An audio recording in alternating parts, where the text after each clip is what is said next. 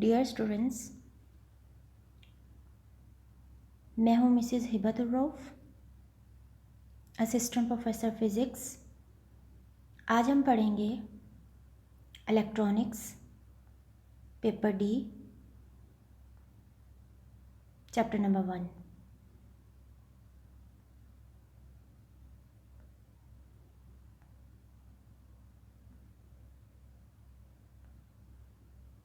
और आज का हमारा टॉपिक है एनर्जी बैंड्स इन सॉलिड्स।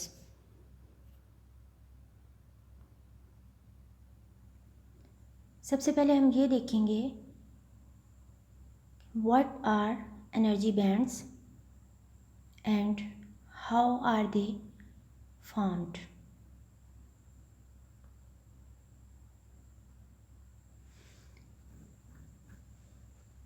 अगर हमारे पास एक सिंगल एटम हो, single atom means isolated atom. अब आइसोलेटेड एटम कौन सा होगा? क्योंकि सॉलिड में एटम्स फिक्स्ड होते हैं और वहाँ से हमें आइसोलेटेड एटम कैसे कंसीडर करना है? ऐसा एटम जिसका दूसरे एटम से डिस्टेंस 50 नैनोमीटर्स का हो, या atoms which are more than 50 nanometres apart, उनको हम आइसोलेटेड एटम्स कहेंगे।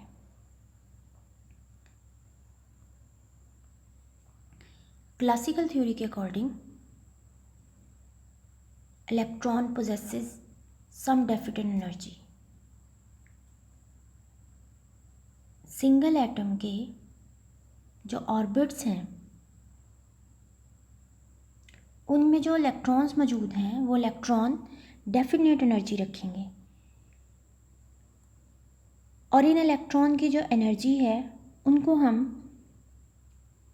हॉरिजेंटल लाइन से रिप्रेजेंट करेंगे, और ये हॉरिजेंटल लाइंस एनर्जी लेवल्स कहलाती हैं,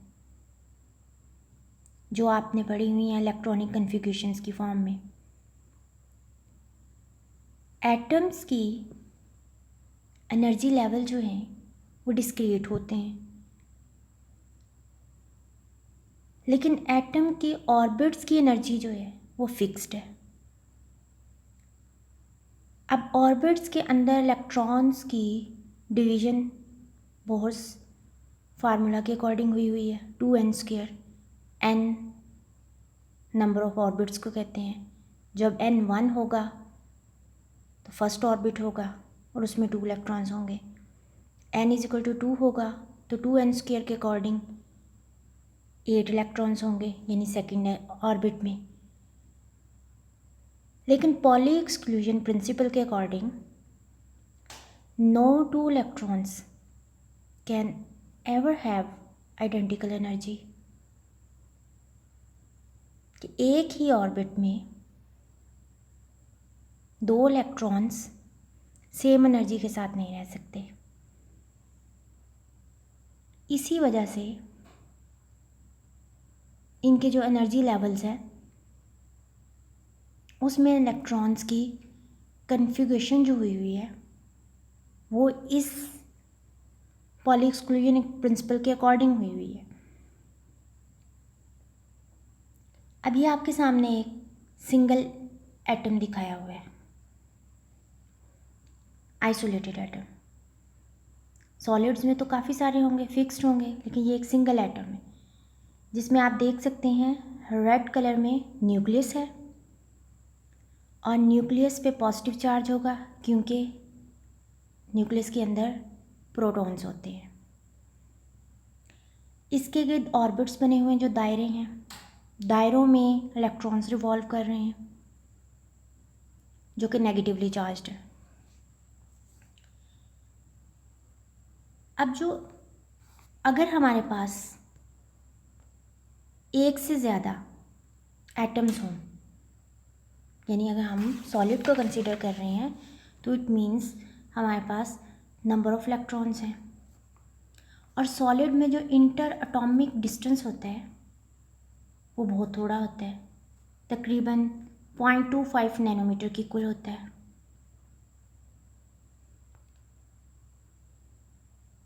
और इतना थोड़ा डिस्टेंस होने की वजह से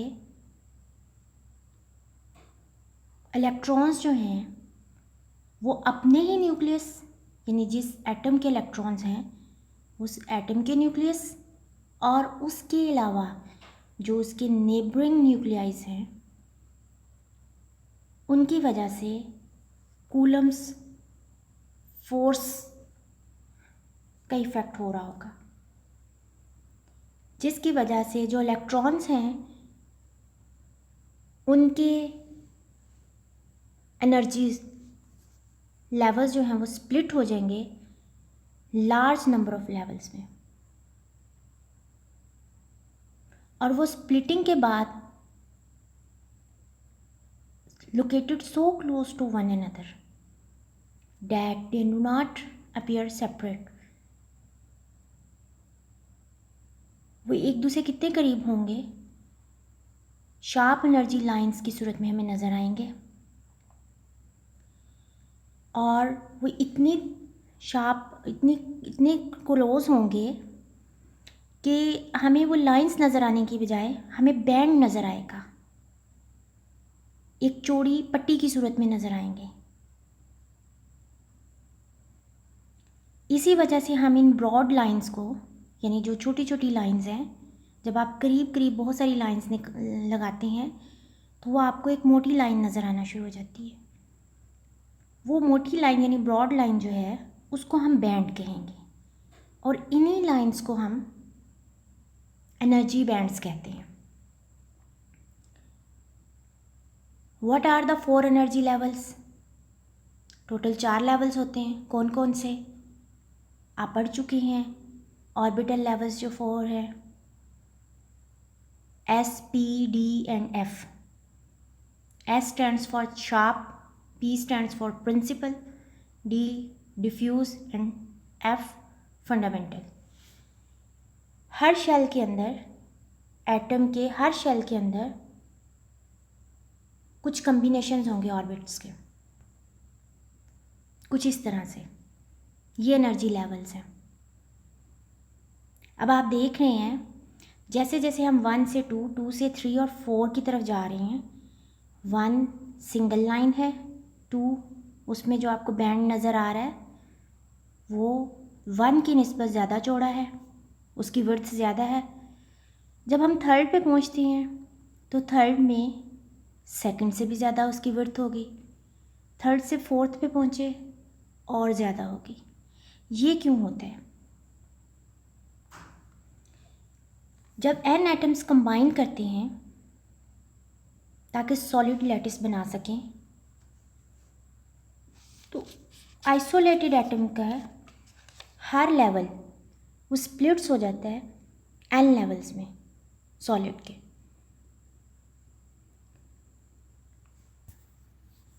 अब होता है क्या है, जो पहला ऑर्बिट है, आप देख सकते हैं ये पीछे डायग्राम जो हमने सिंगल एटम की दिखाई थी, इसमें जो फर्स्ट ऑर्बिट है वो न्यूक्लियस के करीब है, यानी पेरेंट न्यूक्लियस।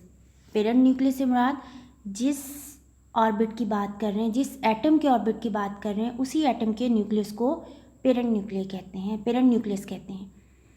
पेरेंट न्यूक्लियस की तरफ से चूँकि उस पर पॉजिटिव चार्ज है और जो उसके करीब इलेक्ट्रॉन रिवॉल्व कर रहे हैं उन पे नेगेटिव चार्ज है, तो उस पेरेंट न्यूक्लियस की वजह से उन इलेक्ट्रॉन्स पे, जो फर्स्ट ऑर्बिट के इलेक्ट्रॉन्स हैं, उन पे लार्ज फोर्स ऑफ अट्रैक्शन होगी, इलेक्ट्रोस्टैटिक फोर्स होगी।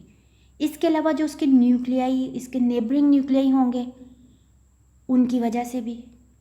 तो क्या होगा कि जो फर्स्ट ऑर्बिट है उस पे सबसे ज़्यादा होल्ड है, सबसे ज़्यादा होल्ड है न्यूक्लियस का, जिसकी वजह से फर्स्ट ऑर्बिट में सबसे कम स्प्लिटिंग होती है, या फर्स्ट ऑर्बिट जो रेड लाइन में दिखाया हुआ है आप इसमें देख सकते हैं, इसी वजह से इसमें सबसे कम स्प्लिटिंग है, क्योंकि इस पर न्यूक्लियस का होल्ड है, वो उसके लेवल्स को स्प्लिट नहीं होने दिया। लेकिन जैसे ही हम हायर ऑर्बिट्स की तरफ जाते हैं, attraction of parents nucleus decreases, that of neighbouring nuclei increases, जो उसके इर्द गिर्द न्यूक्लियस हैं यानी दूसरे एटम्स हैं उनका इफ़ेक्ट बढ़ता जाता है।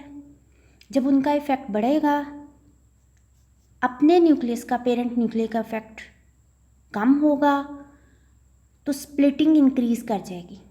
और आप देख रहे हैं जैसे जैसे हम दूसरे से तीसरे और तीसरे से चौथे लेवल में पहुंच रहे हैं, तो splitting, number of splitting lines भी इंक्रीज़ कर गई हैं और बैंड की विड्थ भी इंक्रीज़ कर गई है। सो हम कह सकते हैं width of every band increases as we move away from first band. So हमें वो ब्रॉड लाइंस नज़र आने की बजाय बैंड नज़र आते हैं। दिस ब्रॉड लाइन और band is known as energy band. अब ये एनर्जी बैंड्स कितनी टाइप्स के हैं? 4 तरह के होते हैं: field band, valence band, conduction band, forbidden band. One by one सबको देखते हैं। फील्ड बैंड, जैसा कि नाम से जाहिर है, ये ऐसा बैंड होगा जो न्यूक्लियस के करीब होगा और इलेक्ट्रॉन से फिल होगा। दूसरा है valence band. The last band of the atom is called valence band and the electron of that band is called valence electron. उस बैंड के इलेक्ट्रॉन्स जो होंगे वो वैलेंस में इलेक्ट्रॉन्स कहलाएंगे। जब वैलेंस इलेक्ट्रॉन्स को एनर्जी मिलती है, वो अपना बैंड छोड़ देंगे और अब वैलेंस बैंड छोड़ के दूसरे बैंड की तरफ जाएंगे। दरमियान में जो फासला होगा उसको हम एनर्जी गैप कहते हैं, बैंड गैप कहते हैं। उस गैप को क्रॉस करेगा, क्रॉस करके वैलेंस बैंड से अगला बैंड कंडक्शन बैंड होता है, कंडक्शन बैंड में चला जाएगा। जब कंडक्शन बैंड में जाएगा तो करंट फ्लो करना शुरू कर देगा और इस वैलेंस बैंड में जो एनर्जी होगी वो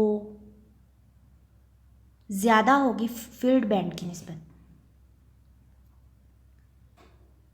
थर्ड बैंड है हमारे पास conduction band. When free electrons are escape from its permanent atom, जब फ्री इलेक्ट्रॉन्स अपने परमानेंट एटम से एस्केप करेंगे कंडक्शन बैंड की तरफ, और इस प्रोसेस को हम कंडक्शन कहते हैं और इस बैंड को हम कंडक्शन बैंड कहते हैं। और जो इसके अंदर फ्री इलेक्ट्रॉन्स हैं जो कंडक्शन में पार्टिसिपेट करते हैं, उन फ्री इलेक्ट्रॉन्स को हम कंडक्शन बैंड के फ्री इलेक्ट्रॉन्स कहलाएंगे। फोर्थ बैंड है forbidden band. Forbidden band actually valence band और कंडक्शन बैंड के दरमियान के गैप को कहते हैं। फॉरबिडन का मतलब होता है अलाउड, यानी कितना गैप अलाउ है। यही गैप डिसाइड करेगा कि वैलेंस बैंड से इलेक्ट्रॉन्स कंडक्शन में जाएंगे या नहीं जाएंगे। गैप ज़्यादा होगा, जाने में मुश्किल होगी, डिफ्यूजन में मुश्किल होगी। गैप कम होगा, इजीली जाएंगे। अगर गैप बिल्कुल नहीं होगा तो बहुत इजीली कंडक्शन होगी। इसकी एनर्जी को, दोनों बैंड्स के दरमियान जो एनर्जी है उसको बैंड एनर्जी कहते हैं, फॉरबिडन गैप एनर्जी, और उसको डेल्टा ई से शो करते हैं। ये आपके पास चारों बैंड्स की सिचुएशन दिखाई हुई है। सबसे नीचे फील्ड बैंड, फिर वैलेंस बैंड, फिर कंडक्शन बैंड और उससे ऊपर अनफील्ड बैंड्स इंक्रीजिंग लेवल में दिखाई हुई। जैसे जैसे हम लोअर लेवल से हाई लेवल की तरफ जाएंगे, हमारे पास बैंड्स की सिचुएशन ये आपके सामने है। आप देख सकते हैं जैसे फर्स्ट बैंड से सेकंड में, थर्ड में हम जा रहे हैं, साथ साथ उसकी विड्थ भी देख रहे हैं इंक्रीज़ कर रही है। अब इसमें एक उन्होंने डॉटेड लाइन लगाई हुई है, ये लाइन फर्मी एनर्जी कहलाती है, फर्मी लेवल। अब हम इसके बारे में आगे देखते हैं ये क्या होती है। Maximum energy which a valence electron possesses in lowest orbit, यानी वैलेंस बैंड के लोएस्ट ऑर्बिट में जो इलेक्ट्रॉन्स मौजूद हैं, उन लोएस्ट इलेक्ट्रॉन्स की जो एनर्जी है, यानी एस और पी की बात कर रहे हैं, is called Fermi energy. The value of the Fermi level at absolute zero temperature is known as Fermi energy. It is also the maximum kinetic energy, and an electron can attain at 0 Kelvin. यानी maximum kinetic energy 0 kelvin, ये absolute zero पे attain करेगा. Fermi energy is constant for each solid. आपके सामने diagram है. Valence band और conduction band दोनों के दरमियान में एनर्जी गैप, और इनके सेंटर में फर्मी लेवल है. फर्मी लेवल 0 केल्विन पे दिखाया हुआ है.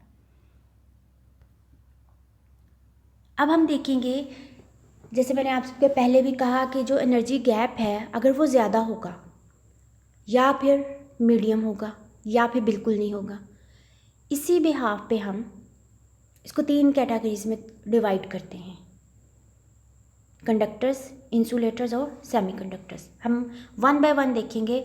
कंडक्टर्स में एनर्जी बैंड्स कैसे बिहेव करते हैं, इंसुलेटर्स में और सेमीकंडक्टर्स में कैसे बिहेव करते हैं. सबसे पहले है कंडक्टर्स.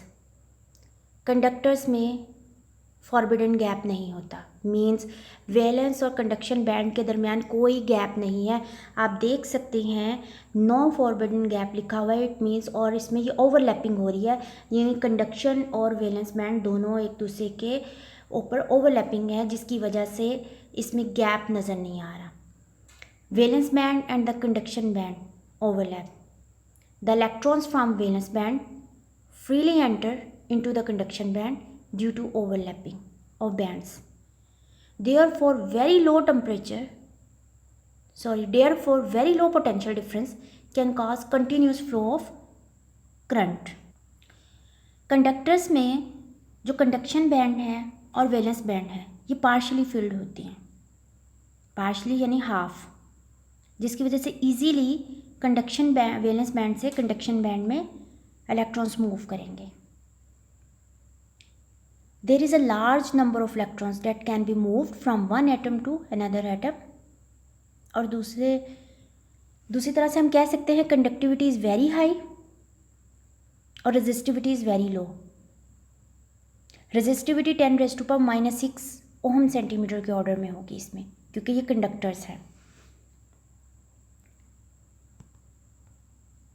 नेक्स्ट है हमारे पास इंसुलेटर्स. इंसुलेटर्स वो होते हैं जिसमें फ्री इलेक्ट्रॉन्स नहीं होते.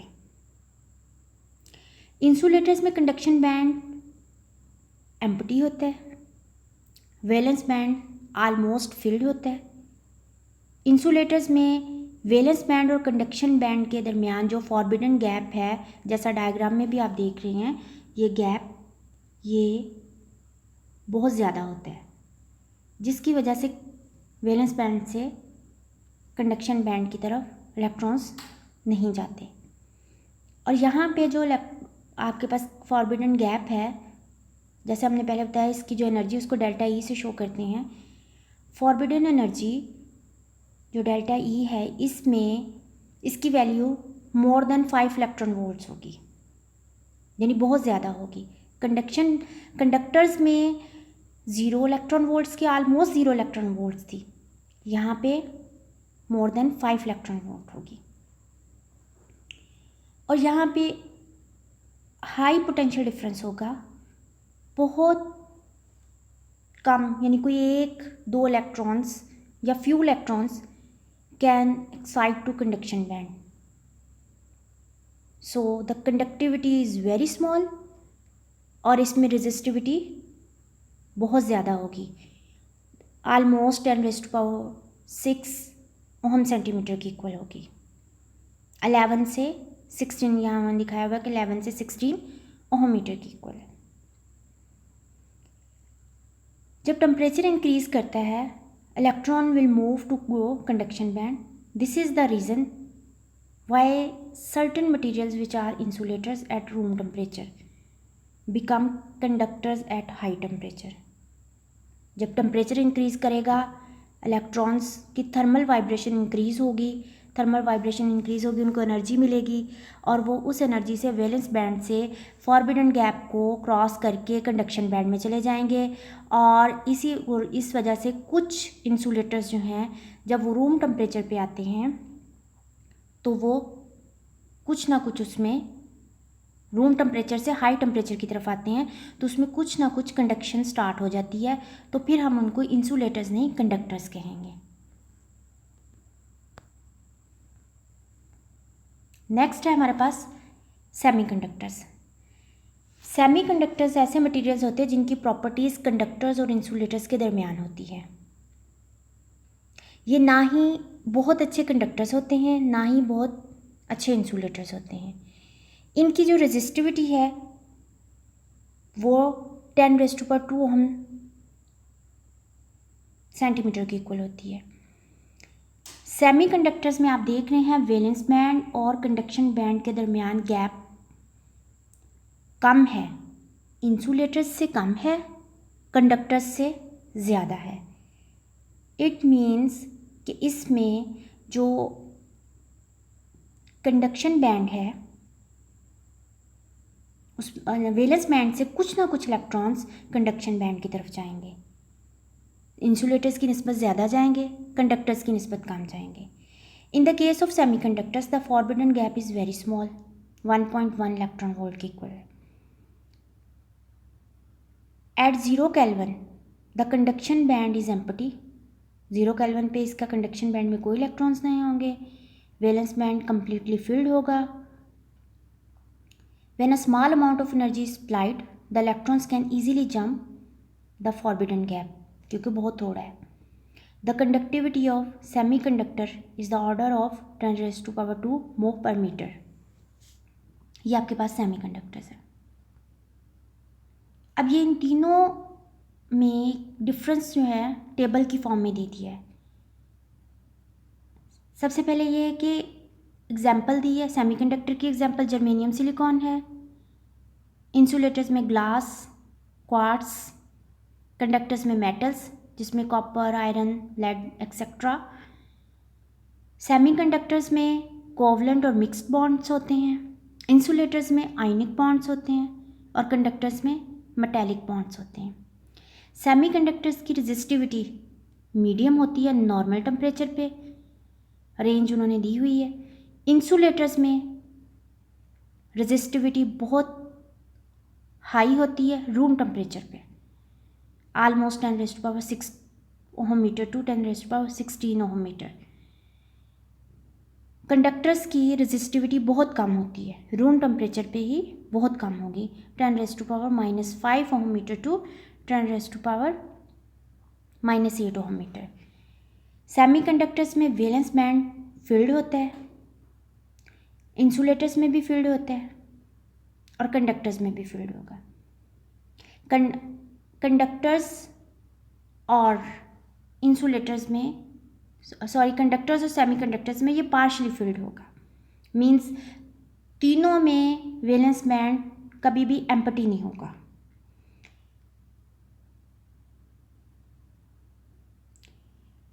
और कंडक्शन बैंड सेमीकंडक्टर में पार्शली फिल्ड होगा, लेकिन 0 केल्विन पे या एब्सोल्यूट 0 पे ये एम्प्टी होगा।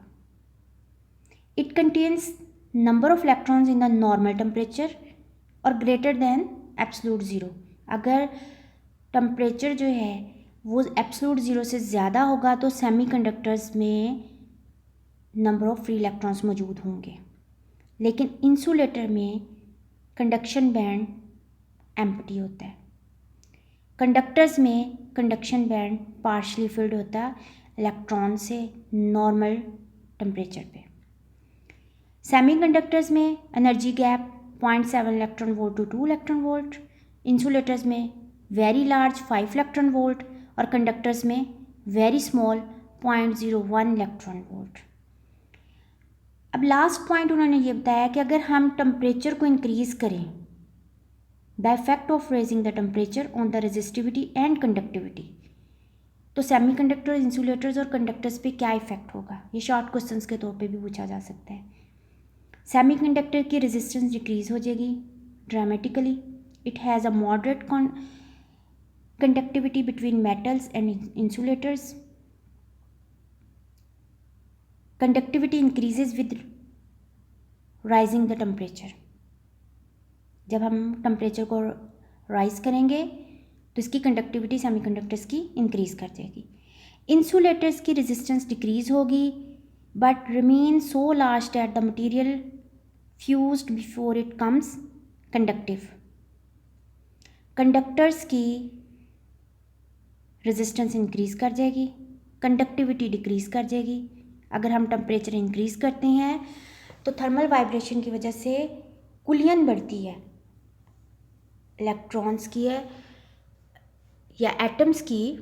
कुलियंस जो एटम्स है वो थर्मली वाइब्रेट करते हैं, तो नेबरिंग एटम्स के साथ उनकी कुलियन होती है। उस कुलियन की वजह से रेजिस्टेंस इंक्रीज़ कर जाती है और उसकी कंडक्टिविटी डिक्रीज़ कर जाएगी। ये था हमारा एनर्जी बैंड्स सेमीकंडक्टर्स, इंसुलेटर्स और कंडक्टर्स में। Thank you.